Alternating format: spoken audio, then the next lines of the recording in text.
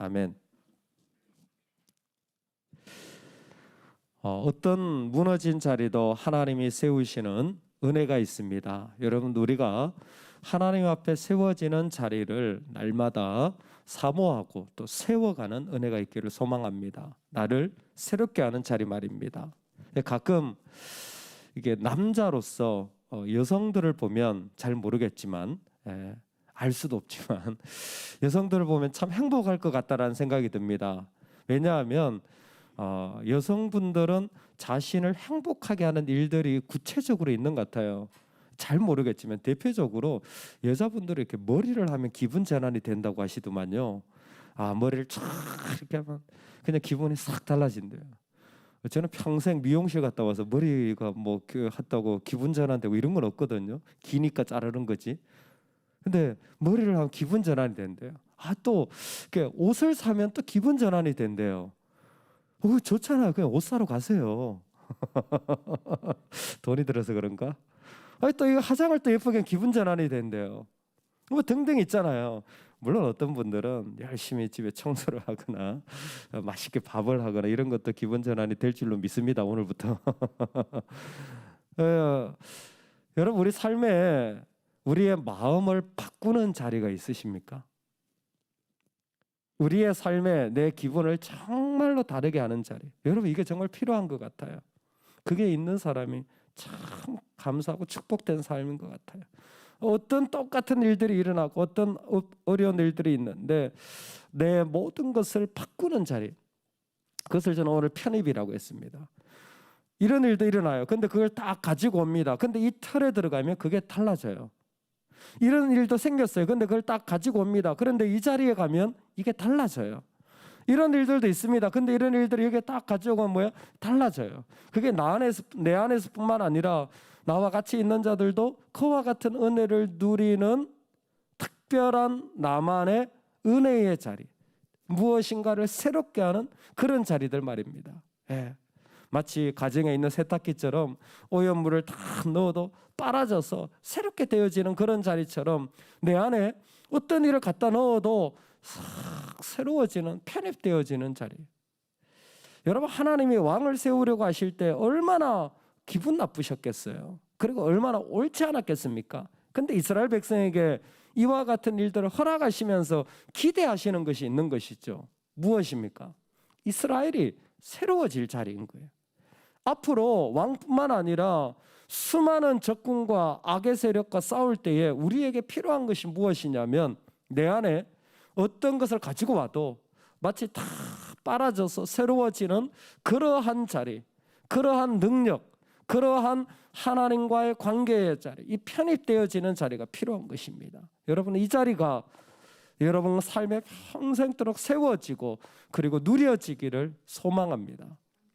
내 안에서 편입되어지는 자리입니다. 어떤 것도 와서 다 달라질 수 있는 자리. 오늘 이스라엘 백성들이 암몬 사람 나하스에 의하여서 고통을 당합니다.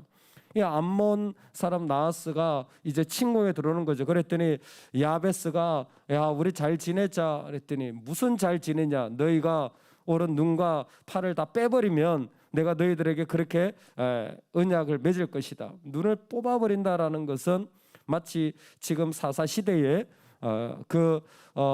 레위가 그 한 여성을 잘라가지고 이스라엘 지파에게 보낸 것 같은 그런 이상한 사사 시대의 분위기가 계속되어지고 있음을 말해주고 있습니다. 정말 영적으로 암담하고 적군을 여전히 괴롭히고 이런 사방에서의 어려움들이 계속 이어지는 때라는 거죠. 이 이야기를 이스라엘 백성 전부에게 야베스 장로들이 보내자 난리가 난 거예요. 그 얘기를 누가 듣습니까? 바로 사울이 듣게 돼요. 사울이 듣는데 기가 막힌 거예요. 그 이야기가 오늘 핵심입니다. 6절, 7절 우리 같이 한번 읽겠습니다. 시작.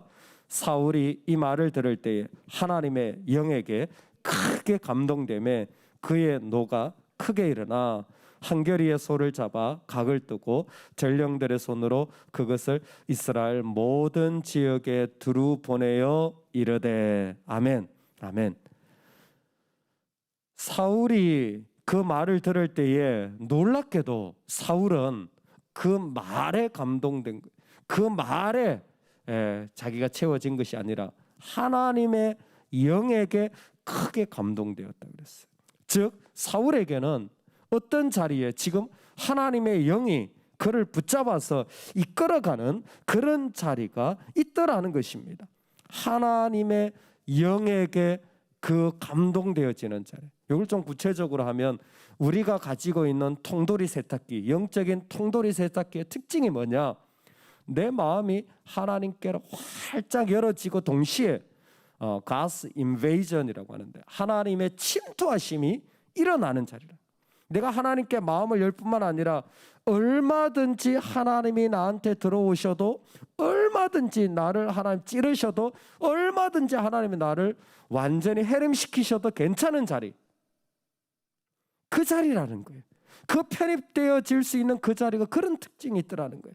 마음에 하나님의 영이 활짝 열어서 하나님의 영이 완전히 충만해지고, 그리고 하나님이 어떤 걸 요구하셔도 야 네가 이거 하면 좋겠다, 하나님 네 하는 그 자리만, 그 자리를 지금 사울은 보여주고 있습니다. 그 자리가 어디입니까? 하목제사의 자리.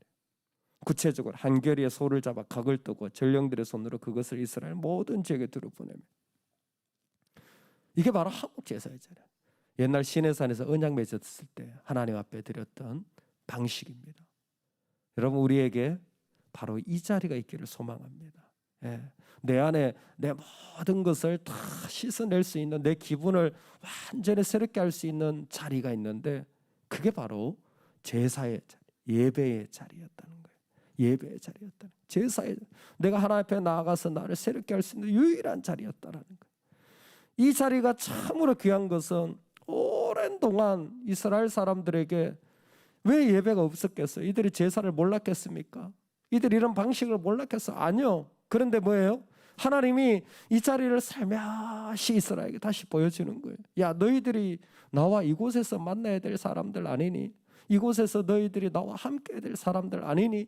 라고 두드리시는 거예요. 오늘 우리가 하나님 앞에서 하나님과의 이런 새로워지는 은혜의 자리가 저와 여러분에게 가득히 채워지기를 주의 이름으로 축원합니다. 아멘. 언젠가 한번 소개했는데, 삼일교회 송태근 목사님이 그 자기 이야기를 하시는 중에 예전에 주일학교 때 자신을 가르쳐 주신 선생님, 이제 장로님이십니다. 자기가 어릴 때, 목사님 어릴 때 자신을 가르쳐 주신 그 장로님 가정인데, 그 가정은 1년에 온 자녀들을 모아가지고 뭐예요? 손주 다 모아가지고 3일 동안 집회를 한다는, 가족 집회. 본인이 초청받은, 안 갈 수가 없는 거예요. 너무 감사하게. 바쁘시지만 자기 주일학교 선생님 가정에 목사님 말씀 전전해 3일 동안 4일 동안 가족이 그냥 그 아침부터 저녁까지 다 예배를. 그게 뭡니까? 그 자리를 통하여서 가족이 새로워지고 일어나고 하나님 앞에 나아가는 자리를 만들어가는 거잖아요. 지금 하나님이 이 사울에게 보여주는 자리가 그와 같은 자리인 것 같아요. 이 자리를 통하여서 이스라엘은 비로소 세상에 있던 어떤 우상이 들어와도 뭐예요? 다 하나님께 편입되어지는 거예요. 우리 앞에서 하나님이 일을 행하시는 은혜가 있기를 소망합니다. 내 안에서 그 편입되어서 새롭게 하는 이 자리를 통하여 하나님 이루어 가시죠. 그 자리에서 어떤 일이 일어나느냐? 12절 보면 백성의 사무엘에게 이르되 사울이 어찌 우리를 다스리겠느냐 한 자가 누구니까? 여러분, 한 사람이 중요해요. 한 사람이요, 영적으로 모든 것을 다 통돌이 세탁기에 돌려가지고 씻어내는 자리가 있잖아요. 그러면 그 한 사람 때문에 안 보였던 33만 명이 일어납니다. 군대를 모으니까 유다가 3만 명, 이스라엘이 30만, 33만 명이 확 일어나는 거예요. 그 한 사람 때문에, 그 한 사람이 가정에, 그 한 사람이 교회에 있으면요, 확 일어나는 거예요. 일어나는 거예요. 뭐 당연히 그 전쟁은 말할 것도 없이 이깁니다. 그 한 사람의 그 편입되어지는 자리, 모든 것을 다 씻어내는 자리를 가지고 있는 한 사람에 의하여서 그 자리가 완전히 전쟁 이기게 돼요. 전쟁 이기고 나니까 제 일이 나는 거예요. 여러분, 문제가 있고 어려울 때는요 다 엎드립니다. 근데 내가 좀 이제 좀 하나씩 뭔가 좀 해결이 돼요. 좀 뭔가 이제 좀 내가 좀 여유가 있어. 그때 교만해지는 거예요. 그때 목소리가 커지는 거예요. 그때 헤렘이 안 일어나는 거예요.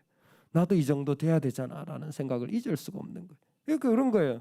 백성이 사무엘에게 이르되 사울이 어찌 우리를 다스리겠느냐 한 자가 누구니까? 사울을 비방한 자가 있다라는 거죠. 요놈들 잡아다가 족치자는 거예요. 우리 같이 한번 믿음으로 선포합시다. 옛날 일은 절대로 버리자. 다시 한번 옛날 일은 빠이빠이. 여러분 절대 이런 옛날에 무슨 말했다는 둥, 누가 어쨌다는 둥 이런 것에 매이지 마시기 바랍니다. 어제까지도 버리시기 바랍니다. 할렐루야. 어제까지도 버리시기 바랍니다. 그게 이 사람의 축복의 자리인 거예요. 지금 이스라엘에게 하나님 요청하시는 게 뭡니까? 아무리 악한 게 들어와도 다 새롭게 만들어져야 될 자리를 원하시는 거예요. 그렇다면 어제까지 있더라도 버리셔야 돼요. 그게 오늘의 축복입니다. 왜? 내가 예전에 뭐라고 했던 누가 뭐라고 했던 일을 끄집어 가지고 가면요, 나의 내일이 죽어요. 나의 내일이 다 죽어요. 아무 소망이 없어요. 아무런 일도 일어나지 않아요. 그래서 첫 번째로 그 편애시킨 자의 특징이 뭐냐면 과거에 어떤 일을 했든지 간에 그 가운데 어떤 아픔이 있든지 간에 그들은 뭐예요? 그것을 다 버리기를 하나님은 원하십니다. 이스라엘은 통치하고 구원할 사울이 필요하기 때문이에요. 그래서 그를 길갈로 데리고 갑니다. 길갈로 데려가서 그를 왕으로 세우는 것이죠. 이 길갈은 여호수아가 이스라엘 백성들과 함께 예배를 드리고 할례를 행했던 자리예요.